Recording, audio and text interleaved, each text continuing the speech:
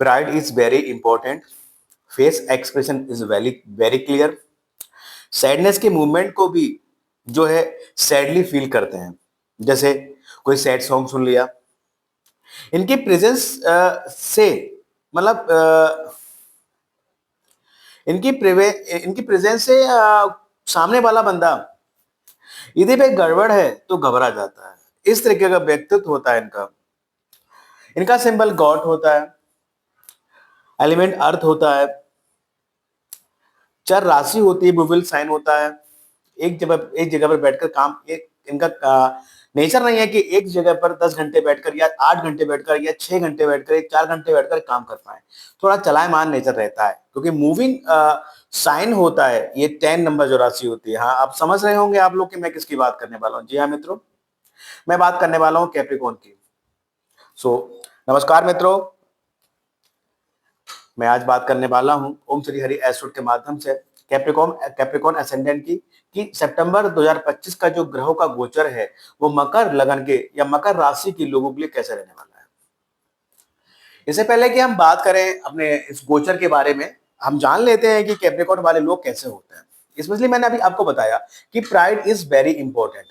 इनकी प्रेजेंस से सामने वाला ही घबरा जाता है यार कि ये मतलब कहते हैं ना, एक झूठा आदमी एक सच्चे आदमी के सामने आ गया तो जब वार्तालाप के समय वो अपना एक्सप्लेनेशन जब देगा झूठा आदमी, तो कहीं ना कहीं वो घबरा ही जाएगा. तो इस तरीके की शख्सियत होती है कैप्रिकॉर्न मकर वाले लोग.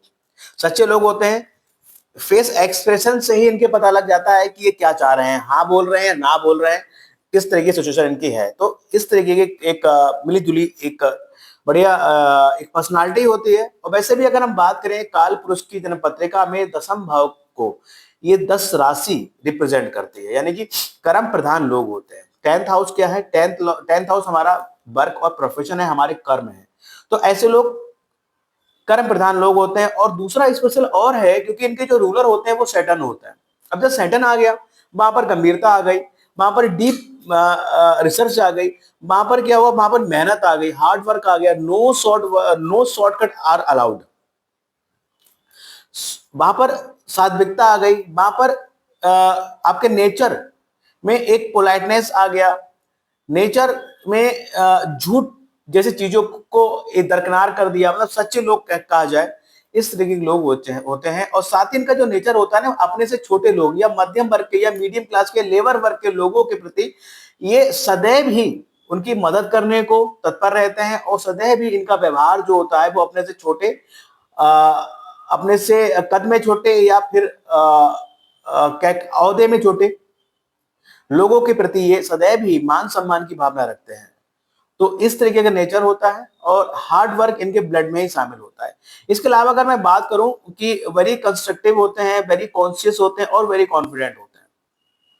ये सेटन वाले जो लोग होते हैं ना, एक कमाल के लोग होते हैं. ये लोग गिरकर उठना जानते हैं, यानी कि ये लोग दोबारा से शुरुआत करना बहुत बखूबी जानते हैं बगैर अपना कॉन्फिडेंस लूज किए हुए. इस तरीके की पर्सनालिटी होती है, एक शख्सियत होती है. बात की जाए नक्षत्रों की तो देखिए उत्तराषाढ़ा, श्रवण और घनिष्ठा. यानी कि उत्तराषाढ़ा सूर्य का हो गया, श्रवण चंद्र का हो गया और घनिष्ठा मंगल की हो गई. तो यहाँ पर सूर्य चंद्र मंगल प्लस सैटर्न ये मेजर प्लेनेट हैं.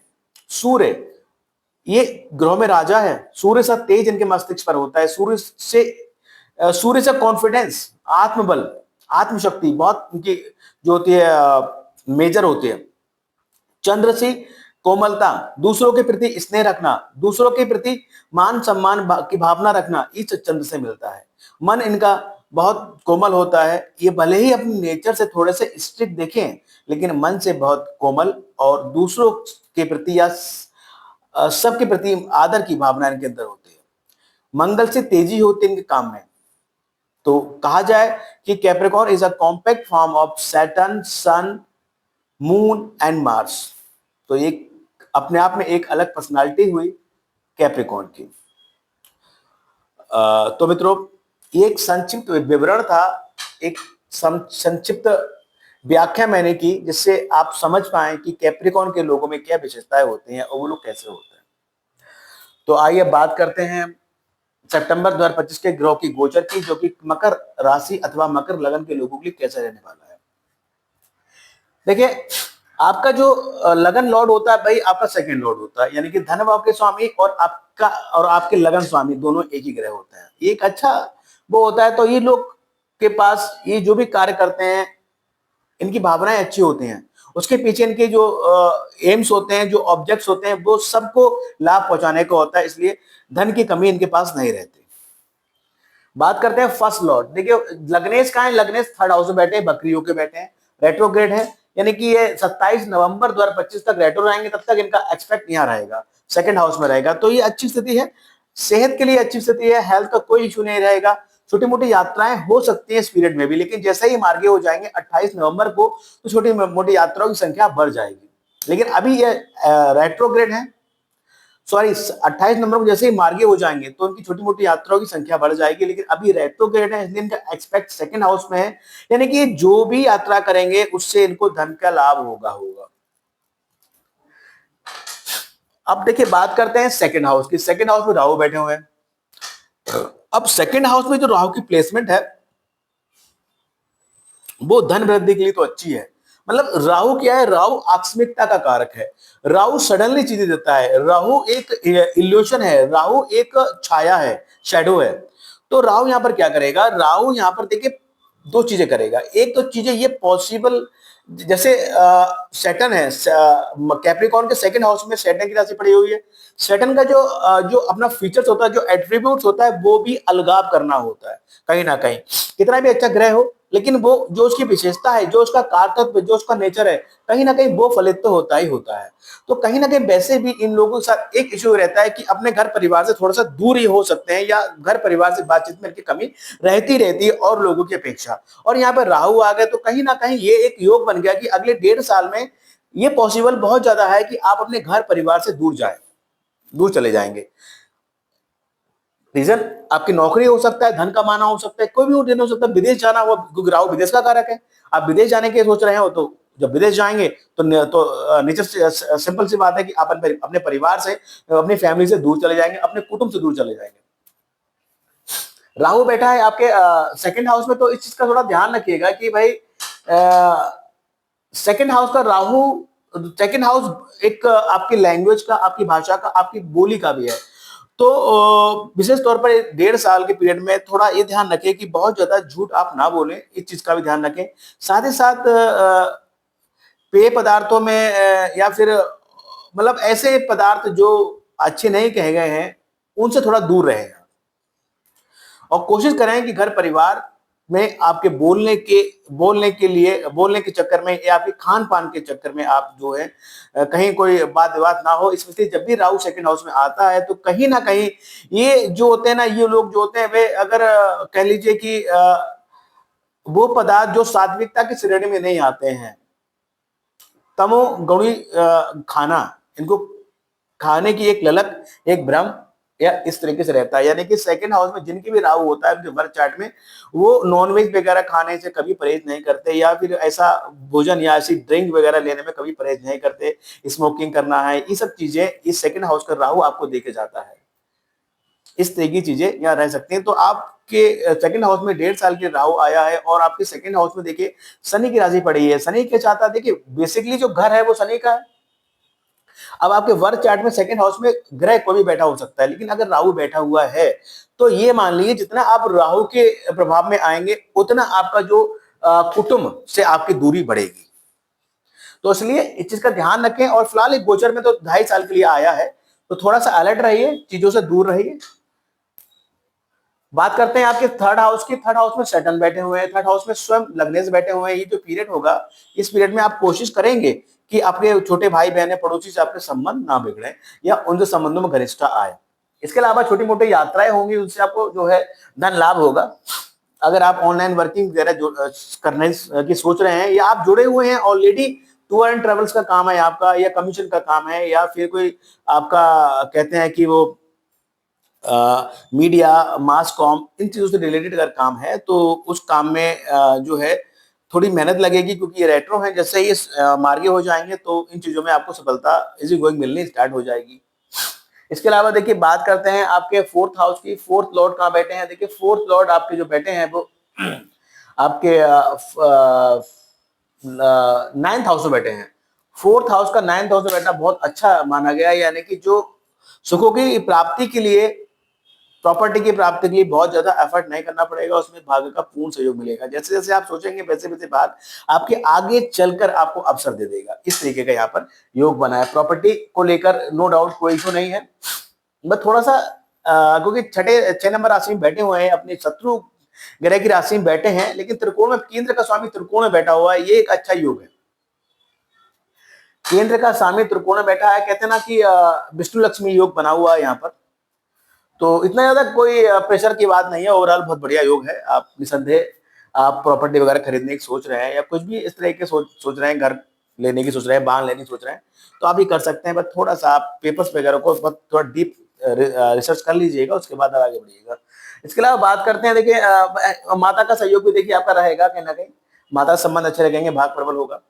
बात करते हैं आपके पंचम भाव की, देखिए फिफ्थ हाउस में आपके फिफ्थ लॉर्ड जो बैठे हैं वो आपके सेवंथ हाउस में बैठे हैं। बहुत सिंपल सा है, प्रेम भाव का स्वामी आपके विवाह के भाव में बैठा है, तो प्रेम विवाह यानी लव मैरिज के ये यहाँ पर योग बने हुए हैं।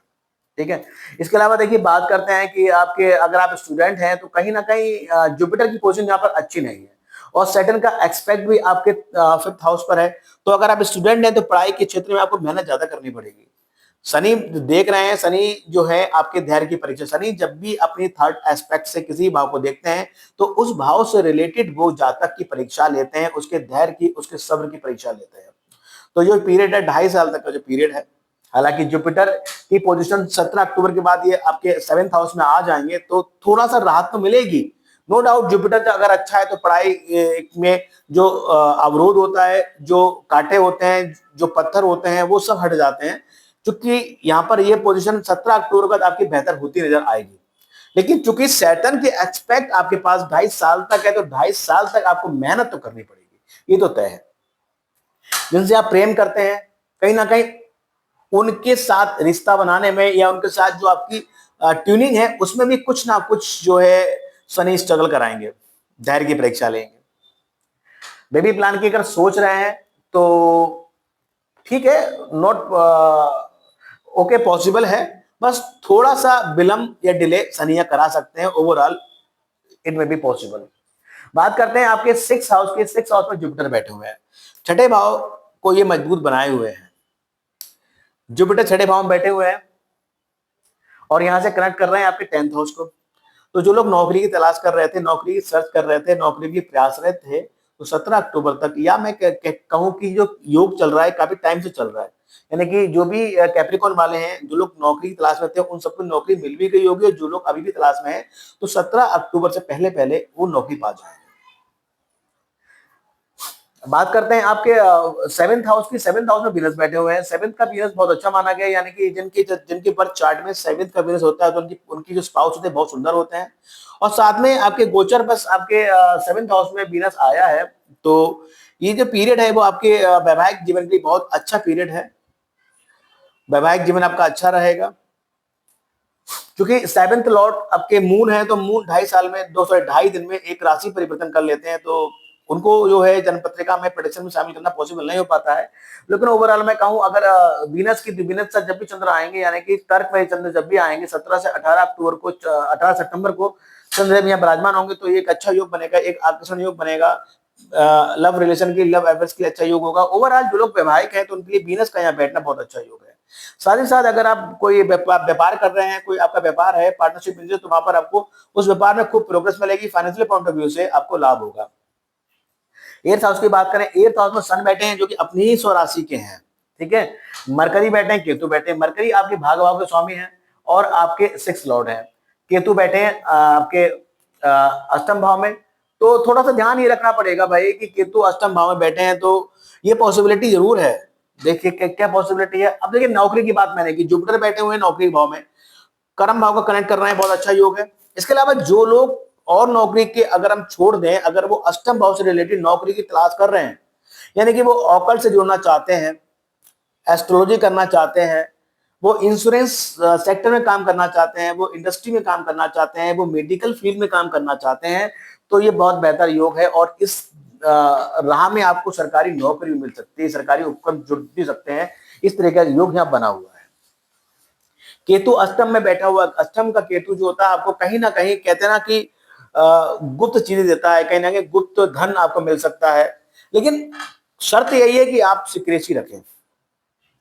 अष्टम का केतु कहीं ना कहीं कोई दुर्घटनाएं भी देता है, कहीं ना कोई सर्जरी भी देता है। तो इस पीरियड में मैं तो ये कहूंगा कि भाई आप अगर ड्राइव करते हैं तो उसको केयरफुली ड्राइव करें। नवम भाव की बात करते हैं, मार्स बैठे हुए हैं यहाँ पर, यानी कि सुखेश और आयस बैठा हुआ है यानी कि आपके सुखों में वृद्धि करने के लिए और आपके आय में बढ़ोतरी करने के लिए, न्यू ऑफर ऑफ, मतलब new source of income generate करने के लिए भाग जो है आपके आगे आगे चल रहा है। बात करते हैं आपके 10th हाउस की, 10th लॉर्ड बैठे हैं आपके 7th हाउस में, यानी कि 10th लॉर्ड 7th हाउस में बैठे तो कहीं ना कहीं पत्नी का एक वो रहेगा, आपके प्रोफेशन में एक सहयोग रहेगा।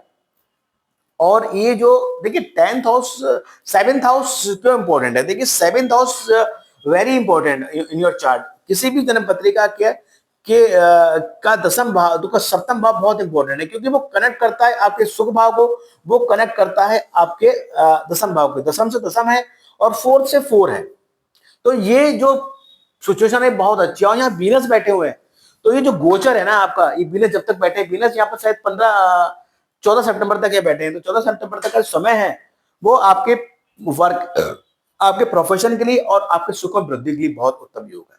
नौकरी में प्रमोशन की चांसेस है, सुखों की वृद्धि होगी, माता का सहयोग मिलेगा, बहुत बढ़िया योग यह बना हुआ है। बात करते हैं 11th लॉर्ड की, 11th लॉर्ड बैठे हैं आपके नवम भाव में, आय प्राप्ति में भाग आपका सहायक रहेगा, लंबी यात्रा से आपको लाभ होगा, बात प्रॉपर्टी से आपको लाभ होगा। बात करते हैं आपके 12th हाउस के, 12th लॉर्ड बैठे हैं आपके छठे भाव में। 12th लॉर्ड का छठे भाव में बैठना नौकरी के लिए भी एक अच्छा योग है। अगर आप कहा जाए कि कोर्ट कचहरी में या फिर एडवोकेट बनना चाहते हैं, कोर्ट कचहरी की नौकरी करना चाहते हैं, या फिर मैं कहूं कि मेडिकल फील्ड में काम करना चाहते हैं, तो ये उत्तम योग बना हुआ है। इसके अलावा देखिए कुछ ग्रह राशि परिवर्तन कर रहे हैं। सूर्य की बात करें 17 सितंबर को सूर्य जो है वर्गों में आ जाएंगे, यानी कि तो भाग भाव में आ जाएंगे, तो ये और बेहतर योग हो जाएगा। हालांकि अष्टम भाव का स्वामी जब भी भाग भाव बैठेगा तो कहीं ना कहीं भाग में थोड़ा अवरोध पैदा करेगा, तो इसके लिए आपको क्या करना है, आपको अपने पिता की सेवा करनी है, सूर्य को नहीं जल देना है। बात करते हैं मंगल की, मंगल 13 सितंबर को जो है लिब्रा में आ जाएंगे, यानी कि ये पीरियड और अच्छा हो जाएगा, प्रोफेशन के लिए बहुत अच्छा हो जाएगा, प्रमोशन की चांसेस बनेंगे। बुध की बात करें 15 सितंबर को बुध जो है वर्गों में आ जाएंगे, बुध वर्गों में आ जाएंगे, तो ये जो है बुध अपनी राशि में आ जाएंगे, भाग को प्रबल करेंगे। शुक्र की बात करें 15 सितंबर को शुक्र लियो में आ जाएंगे, तो कहीं ना कहीं पत्नी के स्वास्थ्य के लिए थोड़ा सा आपको ध्यान रखना पड़ेगा। इसके अलावा देखिए बात करें ग्रहण की, 2 ग्रहण लग रहे हैं, चंद्र ग्रहण और सूर्य ग्रहण। चंद्र ग्रहण 7 सितंबर को लग रहा है, जो कि रात के 9:57 से और देर रात्रि 1:27 तक रहेगा। सूर्य ग्रहण आपके 21 सितंबर को लग रहा है, जो कि 10:59 से 12:23 तक लगेगा। तो ओवरऑल मैं कहूँ ये ग्रहण है, सूर्य ग्रहण जो लगेगा आपके सेकंड हाउस में लगेगा, और चंद्र ग्रहण यानी कि आपके धन भाव में, आपके भाग भाव में ग्रहण लगेगा। तो इसमें ग्रहण, इसमें चंद्र ग्रहण प्रभावी रहेगा और इंडिया में देखने को मिलेगा, तो आप लोग इसकी रेमेडी जरूर करें। अमावस्या 21 सितंबर की अमावस्या है, तो अगर आपका राहु अच्छा नहीं जन्म का और नेगेटिव इफेक्ट दे रहा है, तो इस दिन आप श्री विष्णु सहस्त्रनाम का पाठ करें, बहते जल में नारियल को प्रभावित करें। अगर नारियल प्रवाहित करने का कोई स्थान नहीं है तो इतना सामर्थ्य नारियल मंदिर में दान कर सकते हैं। इसके अलावा पूर्णिमा 7 सितंबर की है, प्रदोष व्रत है देखिए 5 सितंबर और 19 सितंबर को है, तो कहीं ना कहीं आपके मैरिज लाइफ में या पार्टनरशिप व्यापार में आपको हानियां हो रही है या स्ट्रगल बना हुआ है, तो प्रदोष व्रत करें, इस दिन शिवालय जाए, शिवलिंग पे जलाभिषेक करें और उनके समक्ष बैठकर, शिवलिंग के समक्ष बैठकर एक माला पंचाक्षर मंत्र ओम नमः शिवाय की जप अवश्य करें। प्रदोष चतुर्थी की बात करें 10 सितंबर को संकष्टी और 25 सितंबर को विनायक चतुर्थी है, तो कहीं ना कहीं अगर भाग आपका साथ नहीं दे रहा है और रोग ऋण शत्रु से आप घिरे हुए हैं, तो आप जो है गणेश चतुर्थी का व्रत करें, इस दिन गणेश मंदिर जाएं, लड्डू का भोग लगाएं, उनके चरणों में धरवा अर्पित करें। इस तरह की चीजें करने से जो है आपका भाग्य प्रबल होगा और आपका छठे भाव से रिलेटेड जो भी नेगेटिव रिजल्ट मिल रहे थे वो मिलने बंद हो जाएंगे। गज केसरी योग 3, 10, 16 और 30 सितंबर को है, अच्छा योग माना गया है। आपकी जन्म पत्रिका में आपका योग विद्यमान है, तो निसंदेह आप बहुत थोड़ी मेहनत से आकाशीय बुलंदियों को छूते हैं। श्राद्ध पक्ष 8 सितंबर को स्टार्ट हो रहा है, इस दिन आप पितरों के निमित्त जरूर आप जो है ब्राह्मणों की और गरीबों की सेवा जरूर करें। नवरात्र 22 सितंबर से स्टार्ट हो रहा है, जो कि 2 अक्टूबर तक रहेगा। माता का आगमन हो रहा है, स्वागत कीजिएगा, नवरात्रों का व्रत रखिएगा, कन्या भोज कराइएगा, ये आपके लिए बहुत बेनिफिशियल रहेगा। बात करते हैं आपके लिए लकी राशियों की, टॉरस, वर्गो और स्कॉर्पियो, ये आपकी लकी राशियां हैं, यानी कि वृषभ, कन्या और वृश्चिक राशि आपके लिए बहुत लकी राशियां हैं। सदैव ऐसे लोगों से बनाकर रखिए, अपने कठिन समय में उनसे राय लीजिए और उसको अप्लाई कीजिए, तो कहीं ना कहीं आपको उससे लाभ होगा। हेल्थ का बात करें तो 14, 15, 16 सितंबर को हेल्थ का इशू ज्यादा रहेगा। स्ट्रेस की बात करें 19 और 20 सितंबर को स्ट्रेस और दिनों की अपेक्षा अधिक रहेगा। एक्सपेंसिव टाइम, जहां ज्यादा खर्चा हो सकता है, वो डेट्स 2, 3, 30 और 31, ये 4 तिथियां मैंने आपको बताई हैं। इन तिथियों को नोट कीजिए। अगर कहीं कोई ऐसा प्लान बनना है खर्चा करने का और ये डेट्स अगर आ रही हैं, तो इन डेट्स को आप पोस्टपोन कीजिएगा और आगे खर्चा कीजिएगा, तो निसंदेह आपका जो व्यय की धनराशि होगी वो पहले की अपेक्षा कम खर्चा होगा। बात करते हैं, देखिए आप माता लक्ष्मी की, माता भगवती की उपासना आप सदैव करें। स्पेशली आप नीलम धारण कर सकते हैं और आपके लिए जो योग कारक ग्रह है वो वीनस है, तो शुक्र का रत्न यानी कि आप डायमंड धारण कर सकते हैं। तो एक छोटा सा प्रोडक्शन था मित्रों कैप्रिकॉर्न असेंडेंट के ऊपर सितंबर 2025 का जो ग्रह का गोचर है वो आपके लिए कैसे रहने वाला है। वीडियो पसंद है तो लाइक कीजिएगा। जिन लोगों ने हमारे चैनल ओम श्री हरि एस्ट्रोवर्ड सब्सक्राइब नहीं किया तो प्लीज सब्सक्राइब माय चैनल। साथ ही साथ एक रिक्वेस्ट और है आपसे कि जो लोग आपके संपर्क में हैं और कैप्रिकॉर्न असेंडेंट के लोग हैं या कैप्रिकॉर्न राशि या मकर राशि के लोग हैं, उनको ये वीडियो अवश्य शेयर कीजिएगा, ताकि वो जाने सितंबर महीने का जो गोचर है वो कैसा रहने वाला है। So thank you very much. Radhe Radhe, जय माता दी।